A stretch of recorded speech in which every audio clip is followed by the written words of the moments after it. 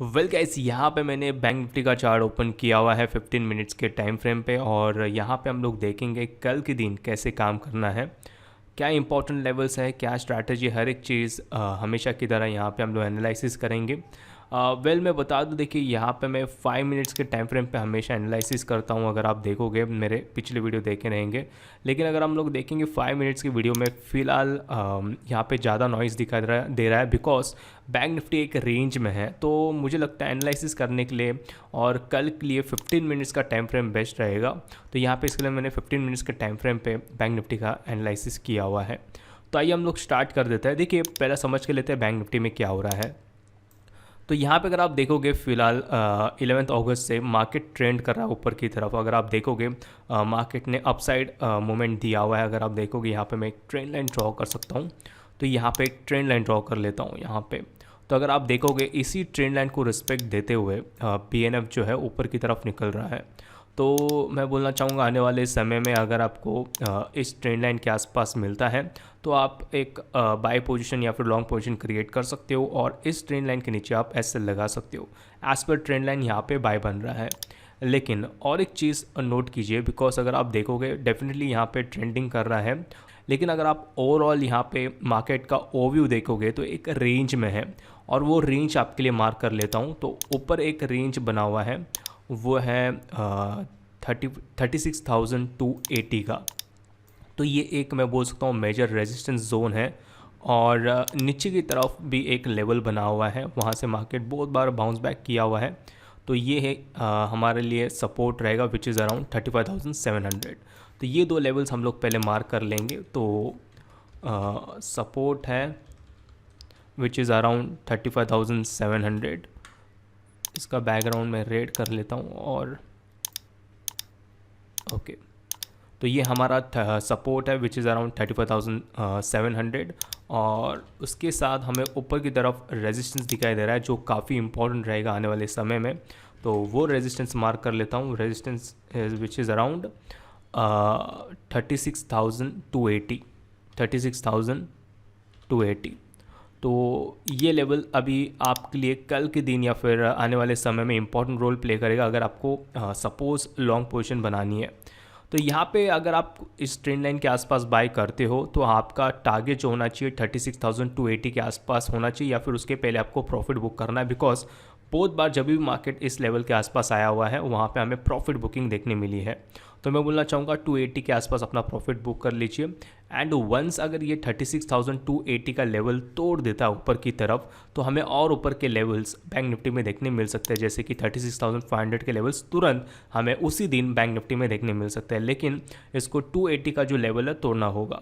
और जैसे मैंने पहले भी बताया हुआ है कि अगर आप देखोगे जैसे ही 36,000 का लेवल बैंक निफ्टी उसको ओवरकम या फिर पास कर देता ऊपर की तरफ तो हमें बहुत सारे हर्डल्स है, जैसे कि 36,060, 36,100 और 36,160 और 36,280। तो ऐसे 3 से 4 रेजिस्टेंस है या फिर मैं बोल सकता हूँ हर्डल्स है ऊपर की तरफ। तो इसके लिए मैंने मोस्ट ऑफ द टाइम, अगर आपने प्रीवियस वीडियो देखा होगा, मैंने आपको बोला है कि 36,000 के ऊपर अगर आपको बैंक निफ्टी मिलता है तो अवॉइड कीजिए, बिकॉज वहाँ पे रेजिस्टेंस या फिर बोल सकता हूँ हर्डल्स काफ़ी ज़्यादा है।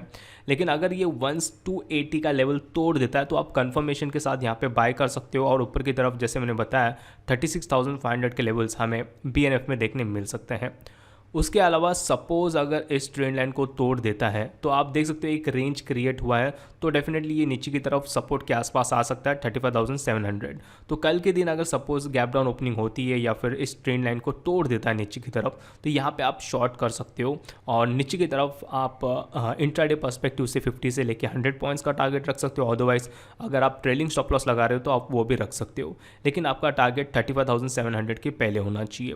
और नीचे की तरफ जैसे मैंने बताया कि एक सपोर्ट है 35,700 का। अगर ये लेवल भी नीचे की तरफ तोड़ देता है तो हमें नीचे की तरफ फिर से 200 से लेकर 300 पॉइंट्स का डाउनफॉल देखने मिल सकता है।